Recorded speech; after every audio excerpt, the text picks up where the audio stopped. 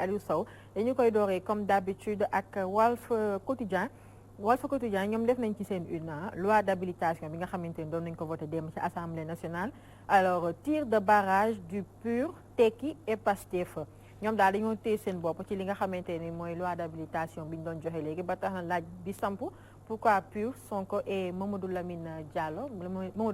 mooy Tekki pourquoi ils se sont abstenus. Ils sont abstenus mais je pense que même démb jotoon nañ ci xaw a wax tuuti. Je crois qu'ils étaient ils nous montrent qu'ils sont dans le même état d'esprit que nous. En tout cas dans le même ordre d'idées. Cette loi-là d'habilitation dañ ko voté en procédure d'urgence. Parce que état bi bu yàkkamtee agir day yónni Assemblée nationale te mënu ko def sans l'appui de l'Assemblée nationale day yónni Assemblée nationale pour mu may ko doole boobu ndax mu mën a moom président Macky Sall patron de l'exécutif chef de l'État mu mën a donc def li mu bëgg a def maanaam moom mooy normalement ci gis-gisu sénégalais yi benn kese la war a doon moom mooy ci wàllum Covid-19 bi coronavirus bi daf ci war a liggéey bu gaaw de manière à ce que il puisse sécuriser donc les Sénégalais en tout cas sur le plan sanitaire waaye ku wax plan sanitaire di nga wax plan économique di nga wax budget di nga wax ceci di nga wax cela parce que loolu yëpp dafa am loo xam ne moom moo koy liggéey il faut président bi di poser ay actes yooyu nag en général kenn du ko poser ak lu olof di wax lekketu kese naxulu ay béy donc il faudrait que mu nekk ci ay moyens ay conditions pour mën a liggéey boobu de manière à ce que le président de la République puisse combattre cette pandémie problème mooy Macky Sall non seulement daf ko yónnee en procédure d'urgence loolu mën nañ ko comprendre waaye bi mu waxee Assemblée nationale pour mu organiser wu Assemblée nationale dafa xalaat ni pour mbir mi mën gën a gaaw ay discussions yeeg échanges yeeg yëpp day gaaw Assemblée nationale choisir 33 députés yi nga xam ne ñoom ñoo ëpp importance ci biir Assemblée nationale mooy genre ñi nga xam ne ci ay commissions yi la ñu nekk présidence commission Assemblée nationale président groupe yi et cetera ñooñu la ñu boole ba ñu mat 33 ak secrétaire élu yi ba ñu mat 33 députés pour ñu mën a gëstu ci loolu de manière à ce que assez rapidement ñu mën a voter président bi li mu bëgg président bi li mu bëgg moom mooy comme ni ma ko waxee woon mu am kattan pour mën a def lu ko neex ba nga xam ne dina mën a sauver sénégalais ci feebar bi ba nga xam ne dinañ ci génn ci jàmm ak salaam moom loolu la bëgg loolu moo tax mu laaj loolu Assemblée nationale donc xaalis bi ni mu koy contrôler que acte bu mu posé rek mu doon acte boo xam ne day relever de la loi comme si Assemblée nationale moo ko voté woon comme mbir mi jaaroon na yoon quoi en fait dañ ko jëm ubbil en fait dañ ko jox mbir mi ne ko mbir maa ngi nii defal lu la neex jaratul ñu lay contrôler pendant ñetti weer defal lu la neex l'essentiel mooy nga fexe ba génnee ñu ci situation bi ñu nekk nii loolu la ñu waxal président ñetti parti politique yoo xam ne benn bi mi ngi mooy Pastef Ousmane Sonko moo ko jiite beneen bi mooy PUR avec le professeur Issa Sall et puis sa présidence d'honneur bi nga xam ne sëñ Moustapha Sy Moustarchidine wala Moustarchidaty moom moo leen jiite Issa Sall doon patron bi topp ci moom donc ñoom tamit d'accord wuñu ci mbir mi ñetteel bi mooy Mamadou Lamine Diallo nga xam ne moom mooy président Tekki cet économiste là de renommée moom tamit nee nañu ñoom ñett ni d'accord uñu ak gars yi ni ñuy defee mais en général booy seet ñoom ci li ñu d'accord li tax d'accord uñu dafay posé wu ci ñaar wala ñetti élément moom mooy dañu xalaat ni déjà Assemblée nationale dañu waroon retrouver wu ñoom ñëpp dajaloo doon benn tënk benn say waxtaanandoo ci mbir mi même bu dee day def quelques jours 2-3 jours wala yooyu ñu def ko liggéey bu gaaw te efficace ba nga xam ne député yëpp ku nekk day ñëw ñu waxtaane ko ba nga xam ne bu ñuy jël solution day doon solution boo xam ne day doon ñëpp ci ànd pratiquement parce que à la base pour Macky Sall xeex mbir mi ñëpp d'accord nañ ci waaye anam yi mu ko nar a defee la ñu wóoluwul torop en réalité moo tax ñu xalaatoon ni waroon nañu dajale Assemblée nationale yëpp waxtaanee député yëpp présent mooy les 160 députés bu ñu présent wee ñu ou 165 je sais plus du coup 165 je crois donc bi ñu dajee ñu waxtaan ci loolu finalement Assemblée nationale ñoom nee nañu ak président bi ak xam naa ak Macky Sall dañu déggoon ni loolu mënul nekk parce que il faut mu gaaw donc pour mu gaaw nit ñi députés yi dañu bari torop waxtaan boobu day compliqué et cetera donc 33 kese doy na ñu xalaat ni ñoom ñu ëpp importance ci biir Assemblée nationale mooy ñu nekk ci commission yi secrétaires yi et cetera président de conférence yi ak yu demee noonu bu ñu dajee ñoom mët nañu 33 ci lim waxtaane ko mu gaaw ñu door ko mu daanu en session extraordinaire comme ça a été le cas hier c'est bien waaye ñii nee nañu loolu baaxul dalul xel ba ci non seulement parce que ni ñu ko defee la loolu mooy premier élément bi deuxième élément bi mooy ñoom nee nañu mënuñu ci d'accord parce que Assemblée nationale warul jox président doole bu toll noonu surtout que doole boo xam ne la lu ko neex lay def acte bu mu posé tey jii nii à partir de démb ci guddi bi Assemblée nationale pare Macky Sall lu mu teg comme acte rek dañuy considérer comme loi la en fait dafa war di bumi te kenn du wax amatuñu xalaat en tout cas par rapport ak Covid-19 boobu officiellement ci li Macky Sall wax waaye booy seet ci biir loolu concerné wul loi d'habilitation bi ci concerné wul spécialement ci maladie bi kese loolu doole boobu ñu ko jox du pour maladie bi kese booy seet ni gars yi voté loi bi dafa concerné ensemble ci ñetti weer Macky Sall lu ko neex mën na ko def ci fànn bu nekk maanaam président bi tey jii nii bu amoon leneen loo xam ne daf ñu bett on considère que ni am na les pleins pouvoirs pour agir sans mu jàll Assemblée nationale loo xam ne bokkul dara ak feebar bi Covid-19 bi tey jii nii bu amoon tey bettaat ñu Macky Sall bu ko neexee mu agir te il n'est pas obligé de tenir compte de l'Assemblée nationale léegi finalement on se rend bien compte que ni Assemblée nationale dafa wàññeeku force am dooleem dafa wàññeekuwul sax dafa amatul doole du sax dafa wàññeeku dafa on considère que fii ak ñetti weer Assemblée nationale existé tout l'Assemblée nationale a été vidé de ses pouvoirs. De ses pouvoirs, il a été suspendu. L'Assemblée nationale a été moi je pense que dañ ko xamal parce que mënu ma ne dee na parce que dee ki amul.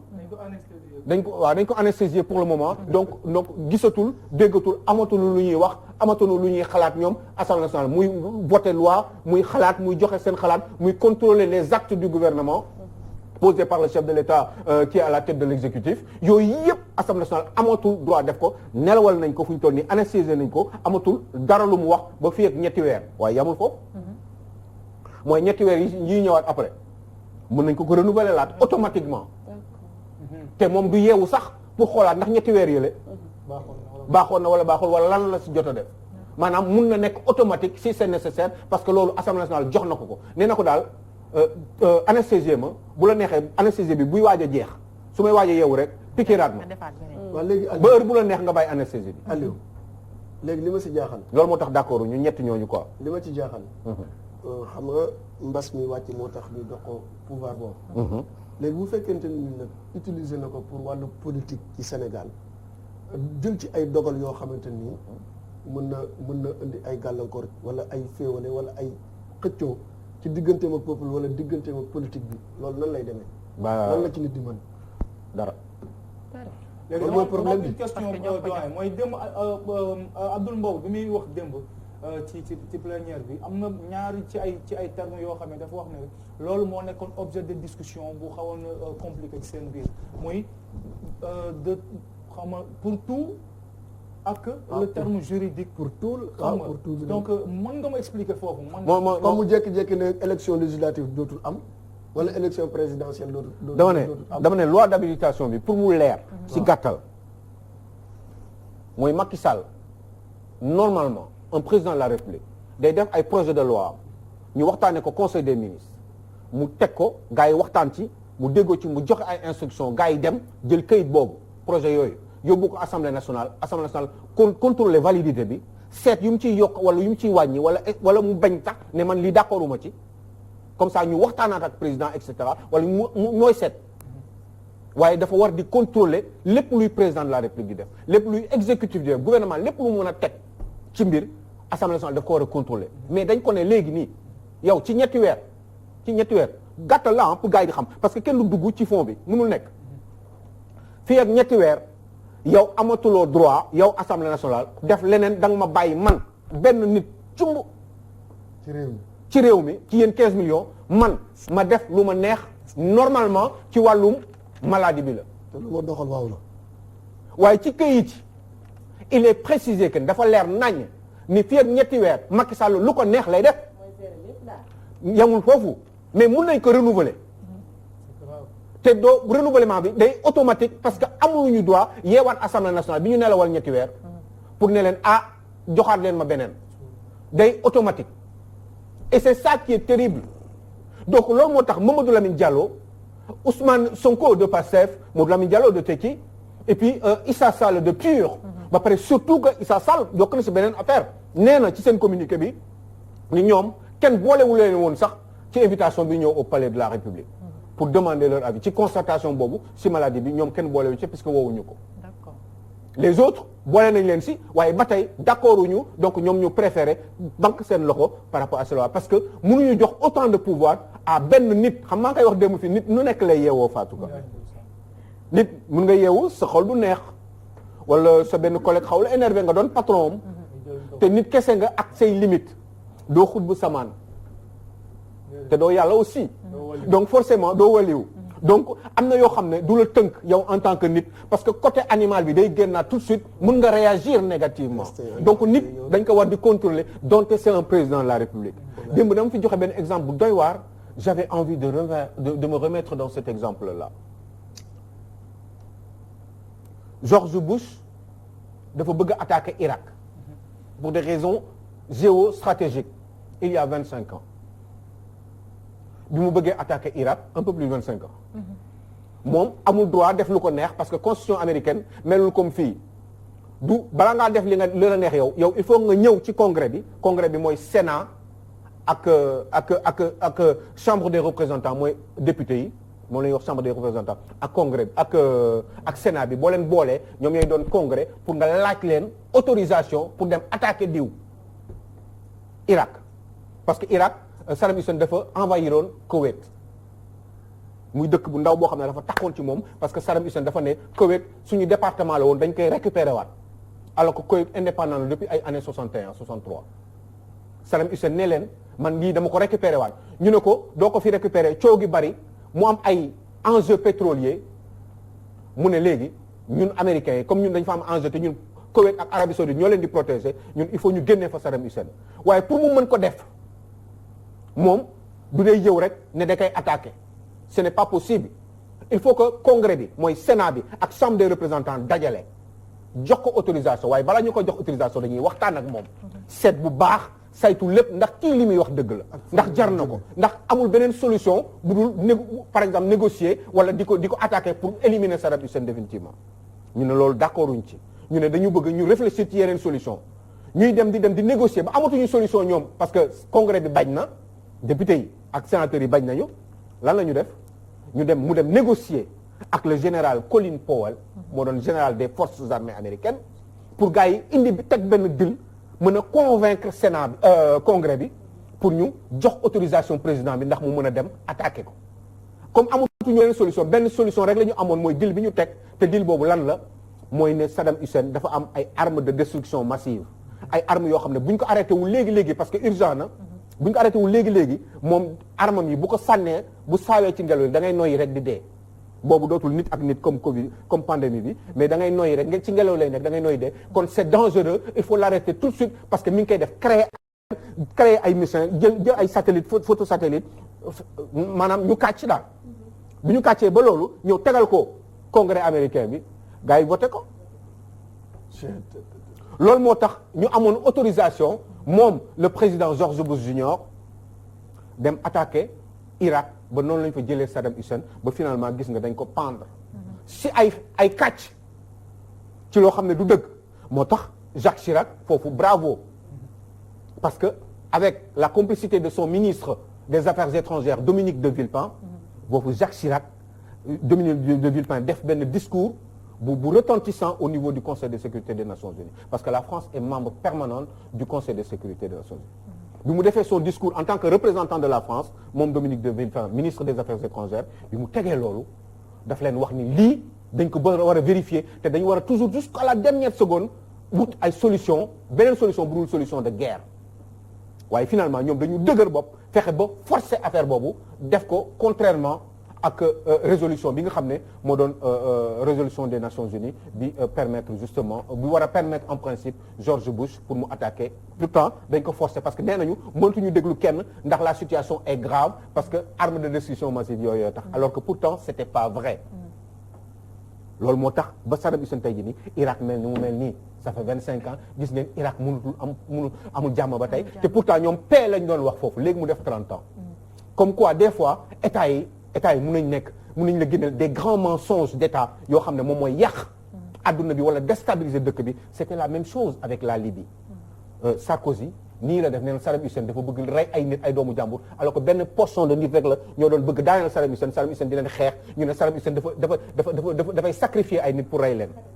Kadhafi pardon dafa bëgg sacrifier ay nit pour rey leen finalement prétexte boobu la ñu alors que benn groupe bu ndaw la woon de ci benn dëkk ñoo bëggoon ay seen indépendance ak yooyu di xeex ak Kadhafi finalement qu'est-ce qui s'est passé fexe nañu ba ñoom ñu ne moom Sarkozy am ordre Nations Unies avec la complicité de l'Angleterre et des États-Unis pour ñoom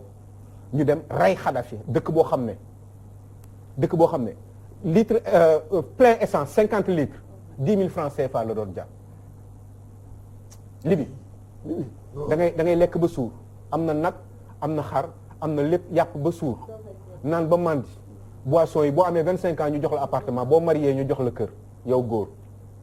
mu amoon tranquillité ma ne la plein d'essence 50 litres 10 000 francs CFA la woon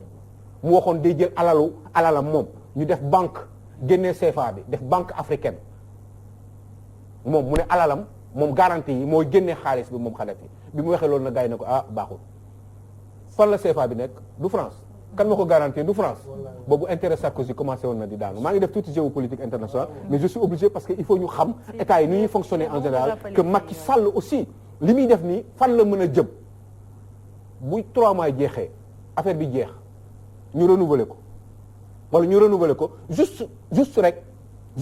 une semaine wala 2 jours après 3 mois yi ñu renouveler ko Covid bi jeex feebar bi jeex Macky Sall day continuer di amaat 3 mois yoo xam ne lu ko neex la ci def te yeneen 3 mois sax mun na ñëwaat parce que renouvellement bi day automatique ndax assemblée nationale validé na ko. Covid bi dafa commencé rax ay calcul politique dafa mel. déet damay laajte. parce que ñun dañuy xalaat. te ñun dañuy ubbi dañu nekk pour waxtaan ak sénégalais il faut ñu leen di wax dëgg. boo gisee moo wax leen géopolitique internationale bi pour ngeen xam adduna bi comment ça fonctionne et que président yi des fois nu ñuy def parce que moi j'ai appris les grands complots politiques ci adduna bi. dafa am nu ñuy comploter nu ñuy daanelee réew nu ñuy renouveler mandat nu ñuy récupérer dëkk parce que waxoon naa leen fii nii Hissène Habré bi ñu ko dàqee 25 ans après Idriss Déby moo fa nekk Idriss Déby tubaab bi waxuñu ko mu maîtriser mandat yi mu limiter mandat yi te pourtant yeneen dëkk yi wax nañ ko moom nee na tubaab bi ñoo ko ne mu continuer changer constitution bi amaat yeneen mandat. parce que bu fekkee ñi def droit ñoom xam nañ loolu pourquoi yeewuñu population bi si loolu parce que man d'après li nga wax ni su ma jàppee en droit dañu ko doon jàngal omnipotence législative. waaw loolu la woon. donc il a plein droit sur ça. Serigne Mbacké Ndiaye ñëw na fii taxaw fii di waxu ay régime présidentiel. dafa yabaat. ma ne ko fii du régime présidentiel bu dee da nga xamul pendant 10 ans fukki at nga nekk ci wetu Ablaye Wade nekk ci nguur gi xamuloo luy régime présidentiel boo buggee xam lan mooy régime présidentiel demal États-Unis régime présidentiel du régime boo xam ne président bi moo gën a aay moo gën a fort parce que da ngay dégg rek ñu ne régime présidentiel parce que il pense que c'est parce que le président est le plus fort non ce n'est pas vrai régime présidentiel c'est un régime d'équilibre c'est un régime de séparation régime des pouvoirs exécutif bi président bi mënul daaneel assemblée nationale bi aussi parlement bi donc mënul daaneel président bi ku nekk sa mandat da nga koy garanti ba mu jeex ba date bi jeex ay élection amaat loolu moo tax ñuy am doole constitution bi préparé wu ko woon amul woon benn prérogative boo xamee ne que jëloon nañ ko pour xam nga dama leen mës a wax ni xam nga je vois souvent Thierno Bocoum muy invoquer un tout petit ba xam nga l'article 64 je sais pas non 69 la 77 xam nga waaw ci article yooyu sax Pade ci laa bëgg ñëw Aliou Sow parce que fan yële passé doon nga fi wax article yi nga xamante ni dañ ko dindi woon tëbal ko article 104 bi tëbal ko ba instant bi constitution bi ci article 103 boobu nag 103 la yem est-ce que instant bi ci loi d'habilitation bii nii président mënu see profiter indiwaat article boobu nga xamante ne mën na koo may sax mu daal di amaatam moom am beneen candidat bi mais bien sûr parce que mooy 104 bi ma doon wax rek expliqué woon naa ko fii mais boobu je pense que tôt ou tard di ngeen xam ne j'ai raison parce que 104 boobu dañ ko dindi bokkoon na ci constitution Abdoulaye Wade bu 2001 bi mais après dañ ko dindi xaw ma ñoo ko tey xaw ma ci coow gi bi gars yi di wax oui seen constitution bi référendum bi ay góor jigéen ñi la ñuy kii ñu pousse gars yi foofu ñuy xalaat ñu rocc 104 bi gaa xam nga ay Sénégal mooy constitution bu bees bi day valider góor jigéen yi et cetera góor jigéen am xam nga pour sénégalais ñuy xalaat foofu 104e article bi ñu rocc ko ndànk alors que boobu mun na concerner woon les dispositions transitoires buy wax ni mandat précisé Macky Sall mandat 3e bi ci la bokk foofu la rejoindrai après maître Babacar professeur Babacar Gueye parce que foofu man nekkuma fi tout le temps maa ngi dugal des fois du ma gis des fois dama am ay confusion par rapport ak différentes constitutions yeeg yooyu comme quand même France laa gën a maîtriser mais presque benn la yaa ngi dégg donc du coup ci laa gis ni loolu dañ ko rocci loolu ñu rocci nag moom moo tax ni Macky Sall mën na am mais balaa loolu sax avant sax faatu ko boobu mais article 77 bi mooy concerner la prorogation du waaw loolu pourtant normalement article 69 bi rek la ñu waroon tenir compte pour régler situation bi mais pourquoi ñu ci wax ci waxu prorogation bi est-ce que mënuñu xaar ba 3 mois yi jeex ñu proroger waat kii bi jeex loolu nu mu tudd feebar bi jeex léegi Macky Sall ba tey dina amaat 3 mois yoo xam ne automaticité lay doon waaw loolu est-ce que duñu créer inventer xawma parce que il faut savoir aussi ce que c'est que les grands complots politiques est-ce que ci biir foofu leneen mënul am wala ñu créer benn affaire pour ne il faut qu'on tienne le pays de toute façon situation bi sax dañ ko war a changer parce que le pays a besoin d'équilibre le pays a besoin de ceci le pays a besoin de cela donc lii la ñuy def. alors Aliou Sow loolu da xam naa dañ koy écho mais. dafa compliqué quoi mais c'est extraordinaire je m'amuse à en parler je sais pas j'espère que vous avez compris li may wax comprendre bien. ñu ngi lay remercier bu baax Sow pour loolu jox la rendez-vous semaine prochaine incha allah ci yeneen i actualité ak yeneen i révélation ba tey na la yàlla saabu comme ni nga ko waxee dañuy daal di ñëw nag ñu ànd ak. Fatou tu me trouves beau est-ce que tu me trouves intelligent Fatou. Non, je rigole.